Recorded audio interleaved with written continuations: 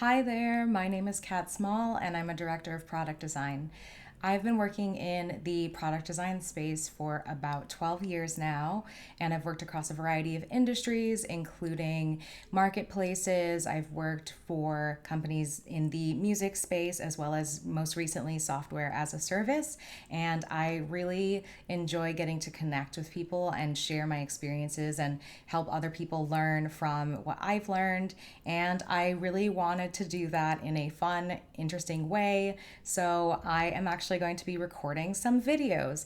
And for that, I am going to grab questions from a wonderful site called Merit. So, this website here has been a blast to use.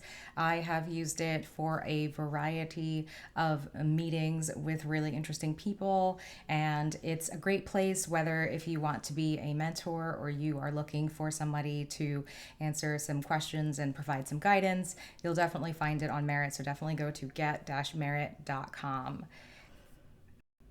Today, I want to talk about a particular topic. This is one of the topics that I'll be covering within these series of videos. So, the first one will be covering getting your first design job. I will also later talk about becoming more senior, growing in your role, navigating constraints, as well as figuring out what to do next and thinking about potentially moving into more leadership roles. So if you find that fun, definitely stick around. Today's question in particular is about UX career paths and how you plan your career. So, just kind of pulling up my phone and looking at Merit to get a little bit more detail about this question. So, this person had a previous role as a design researcher and is now looking to be more of a product designer. And they really want to figure out what the different career path options are and how they can set themselves up for success. Now, I think that's a really wonderful and very intentional thing to do, especially when you are newer to design. So, say that you either are early stage in your career or you don't even have your first job yet. What are the different options out there? There are so many to consider. Um, Obviously, you could go the product design route. Now, product design is definitely the one that has the most, you have to cover the most topics. So that's going to include everything from interviewing users and understanding and identifying customer problems, all the way through to creating flow diagrams, thinking very heavily about the messaging of the content that's going to be on the page, information architecture, all the way to actually delivering a final product. So, what I would say is that if you are the kind of person who really digs, going from the inception of the idea all the way to actually figuring out what the actual UI is going to look like, then product design is probably for you.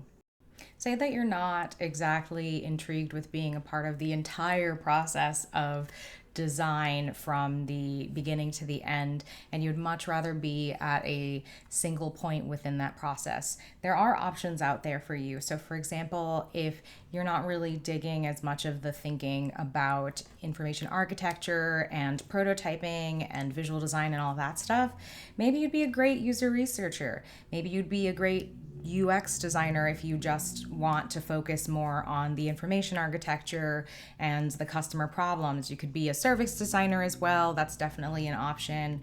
You could be a content designer if you're more interested in just the information architecture and the copywriting side of things. So that's also an option. You could be a visual designer if your thing really is expressing the brand as a visual experience. So thinking about the later stages. You could be an interaction designer as well if you're really interested in more of the prototyping and what happens when somebody clicks this button. You could also be a creative technologist, kind of again overlapping with the idea of prototyping, or you could be more of a UX engineer, which again is much later in the process, thinking more about actually on the live site or experience. How do you get those interactions to actually be implemented properly and to make sure that you have a visually consistent experience from the front end perspective? So, lots of options out there for you in case you are not sure of what you should do. And I just, again, really want to encourage people. I think it's totally fine if you aren't sure yet and you just kind of want to like get your foot in the door and find out. but definitely give it some thought. I think what's really important is that you think very deeply about the parts of the process, assuming that you've went to a boot camp or college, or maybe you've learned on the job like I did, heyo. What's really important is to think about the parts of the design process or processes that really engage you and that you could see yourself doing week after week, year after year. And really check in with your gut and figure out, okay, which parts of these are interesting to me, and using that as kind of a framework of sorts moving forward.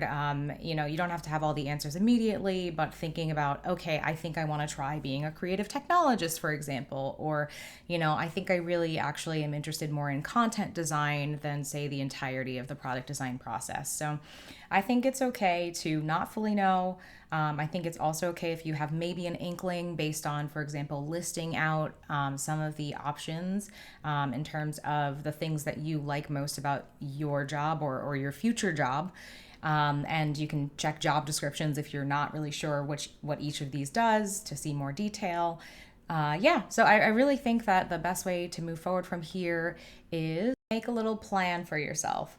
So, what that might look like, as I mentioned, is firstly looking at job descriptions for all of the different options, some of which I just went over. I'm sure there are much more.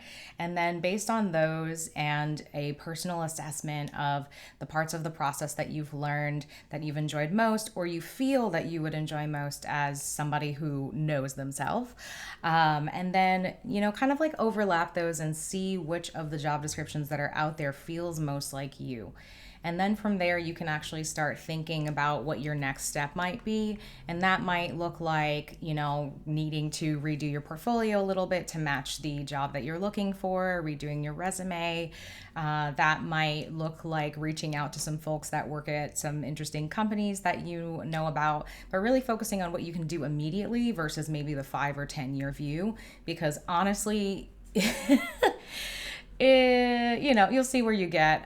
But a lot of times you might realize, partway through that 10-year plan that actually you need to do something different, and you don't want to get yourself caught too deeply into something that you can't get out of.